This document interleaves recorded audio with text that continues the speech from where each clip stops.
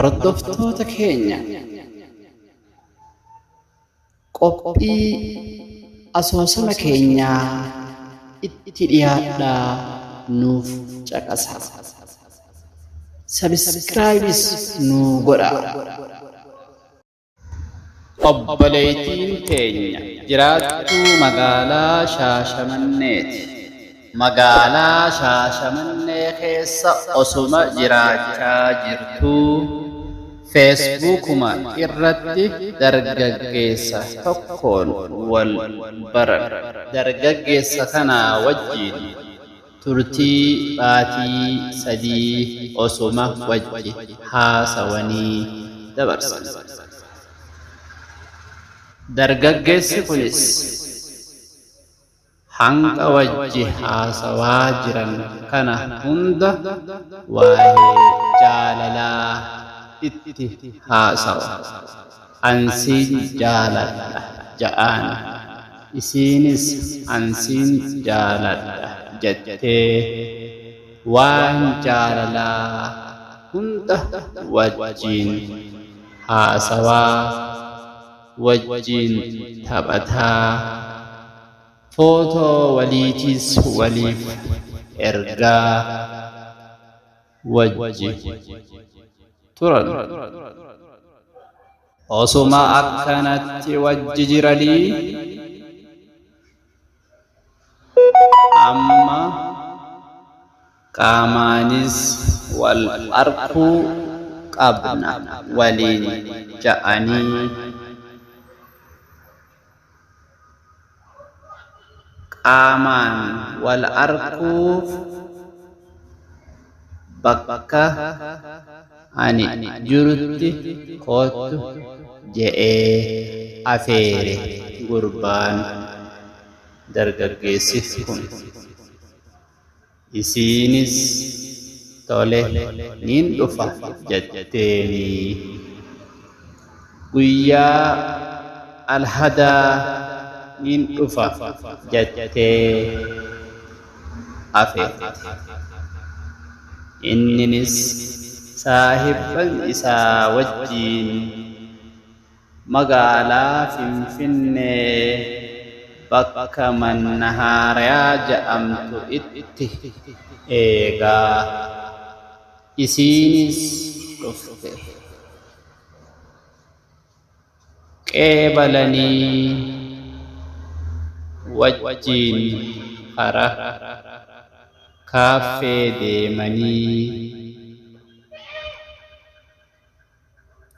laaqana wajji nyaatanii wajji bashannanaa oolan. Isiinis eega agartee daranuu jaalalti itti cimte. Isiin irraa deebitee gara Shaashamanneetti ammaas jaalalti isaanii. Isiinis eega galte jaalalti daranuu itti cimtee isaaf dawwaltee barsi yaadee jettee waan jaalalaa hunda itti haasoytee amma booda akkanatti taa'uu hin dandeenyu, nikaahaa wal godhannu ja'anii walitti mari'atanii yaadaan walii galanii. Inninis niin ergadha je'ee murteessee warra isaanii deemanii nikaa godhate. Akkasitti eega nikaa godhatee magaalaa Finfinnee keessa wajji jiraachuu eegalan. Achi booda osuma jiraachaa jiranii waggaa tokko akkana wajji jiraatan. Osuma wajji jiraachaa jiranii dargaggeessi kun firri isaa hambiyya ambaa jiran warra isaaniitiin nama tokko isiniif baafna ja'aniini warri isaaniitis isuma kana haanuu baasan ja'aniini isatti himan inninis hayyee taate je'ee haadha mana isaatiin mari'ate. Haadha mana isaatiin gizee mari'atu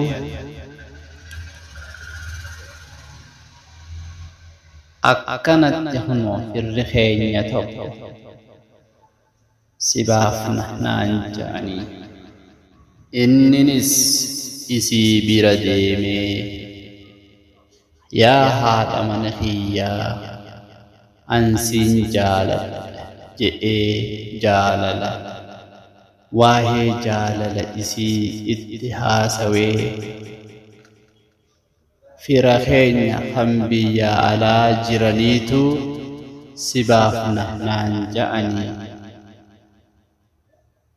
akkam jette je'een isiinis rifattee ija facaaftee way akkamiin taa'if keessa jettee hay anoo eessan na dhiifte hanqanumaaf wal fuune jettee je'een ani si dhiisee deemuuf hin deemu gaafaan achi bahe siin baasa je'ee itti waywaatee hayyamsiise. Jechaatuma isiinis hayyamtee haayamee haa taatu jettee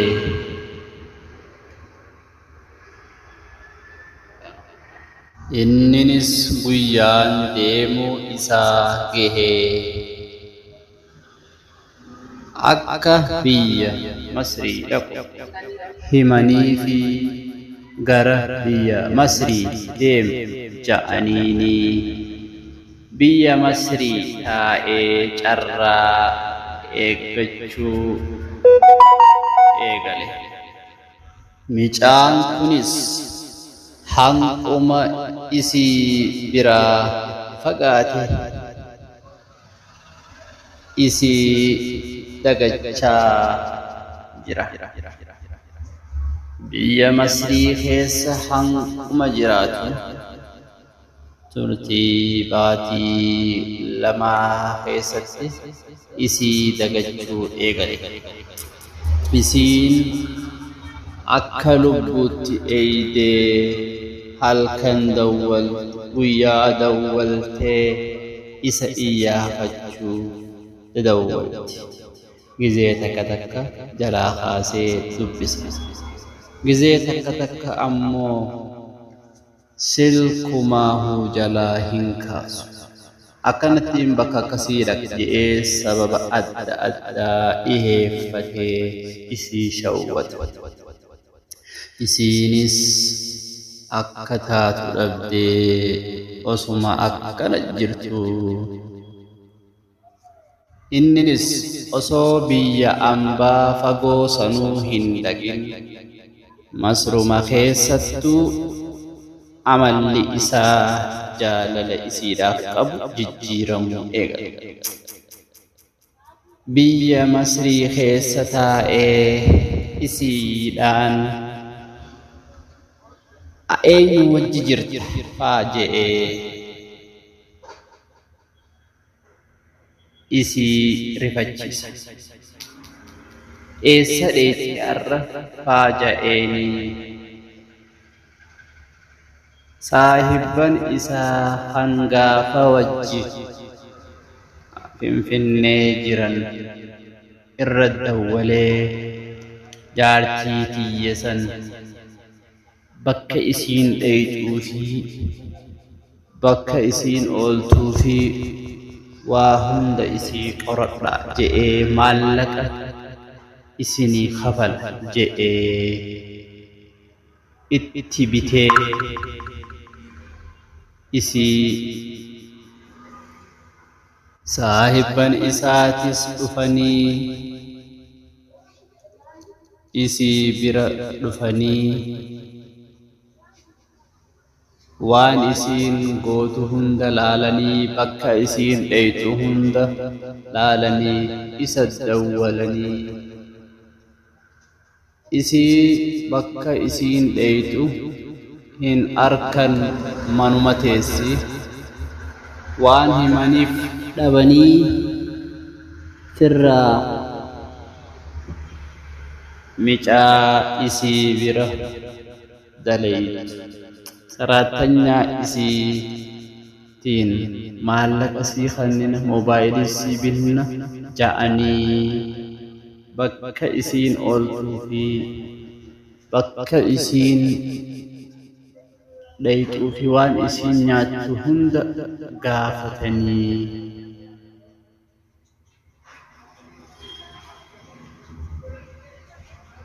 مالك أن نما اتبتي إسي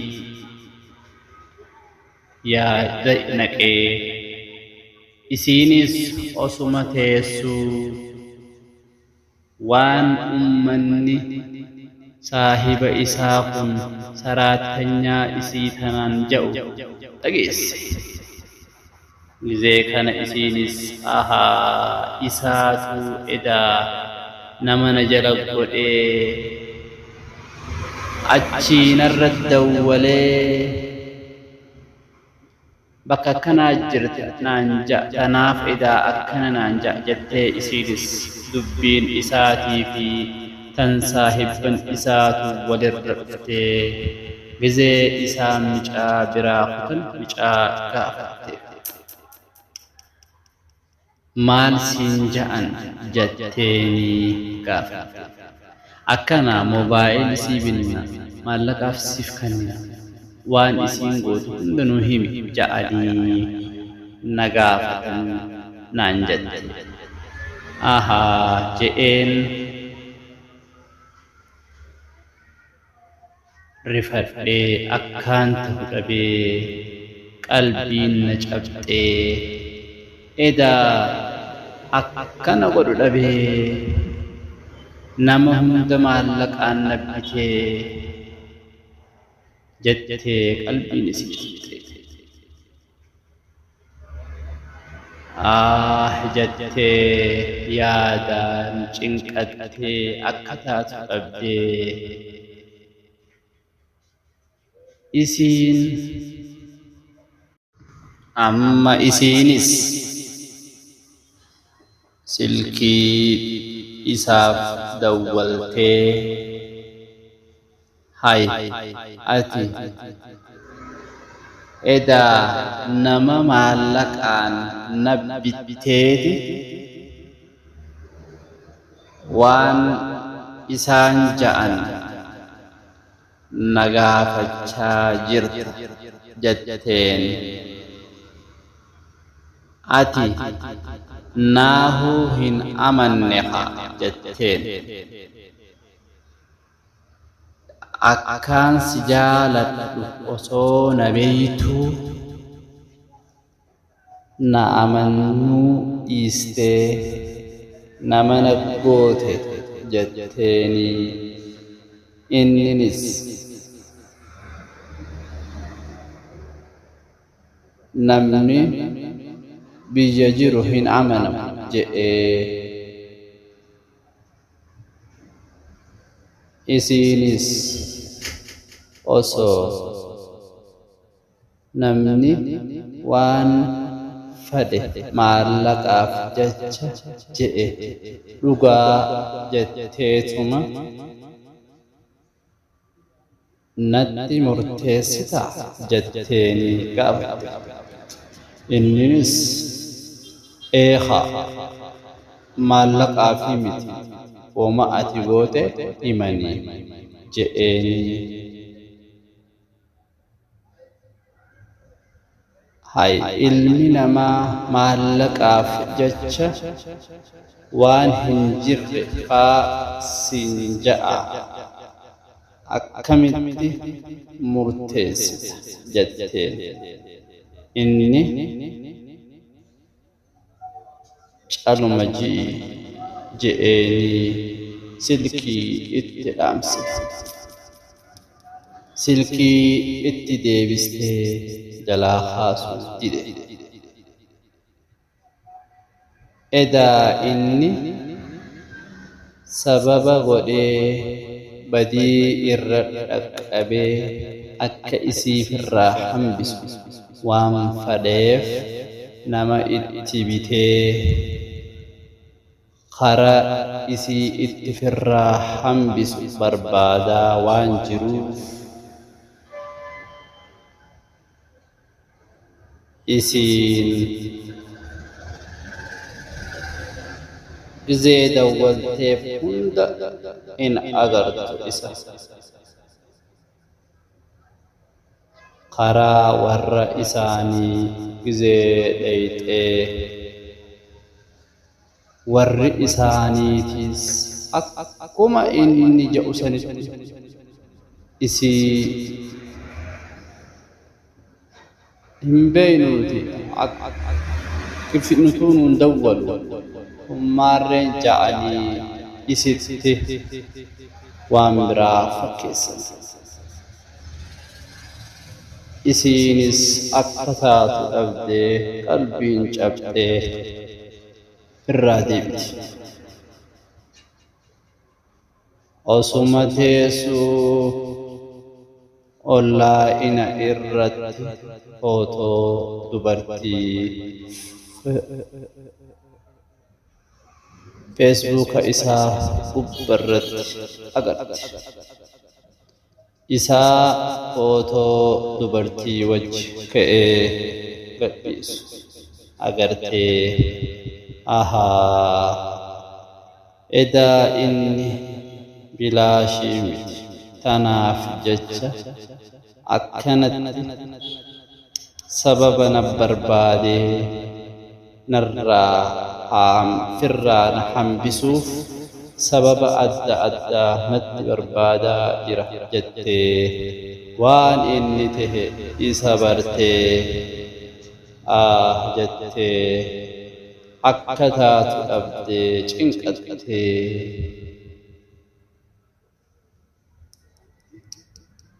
seenaa isii tana namaaf akka gorsa taatu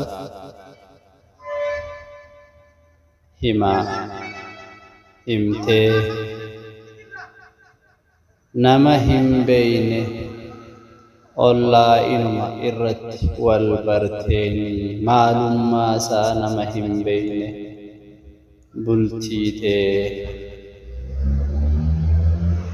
if duraa hin balleessin jettee akka ummataaf gorsa taatuuf himte.